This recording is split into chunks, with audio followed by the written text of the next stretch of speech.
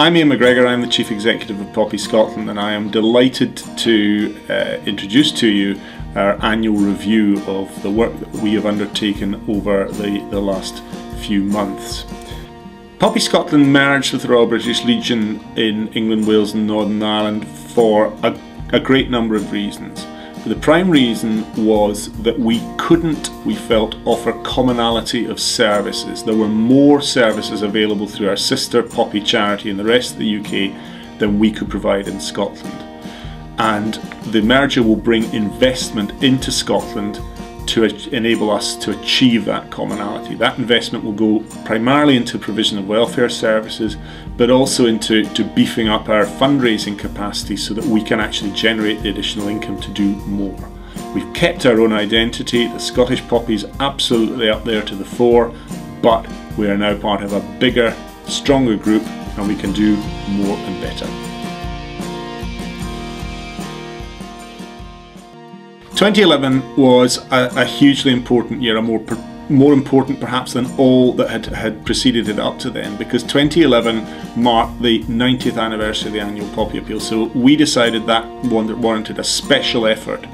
The appeal period is the culmination of our annual cycle. It's the period in which we raise 2/3 of our income. It's the period in which our volunteers are out on the ground with cans, organising events, raising money, alerting the public to what's going on generally, and therefore it's vital for the lifeblood of the charity, and in fact the volunteers are the lifeblood of the charity. I think when the Poppy Appeal was first staged in 1921, nobody could have imagined that it would still be going 90 years later. In fact, I think many of the people involved in it would have been horrified to feel that there was still the need. But the fact is, and it may be a harsh fact, but the fact is that it is.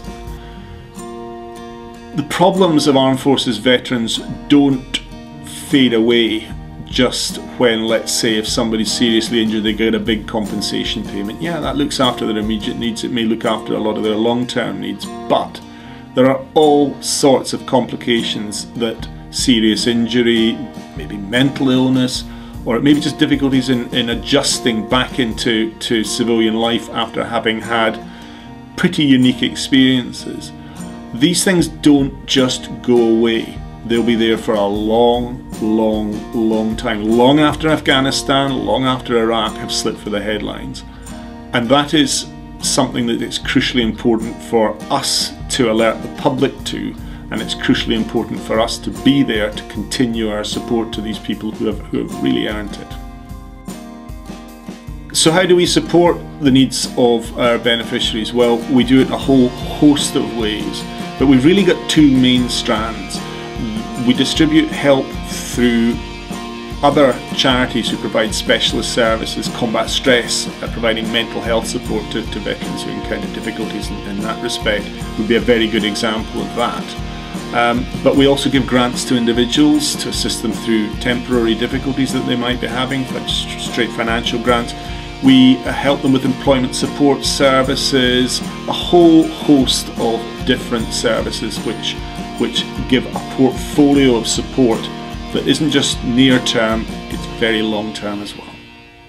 There's a very fundamental fact underlying everything that Poppyscotland does, and that is that we rely 100% on public donations.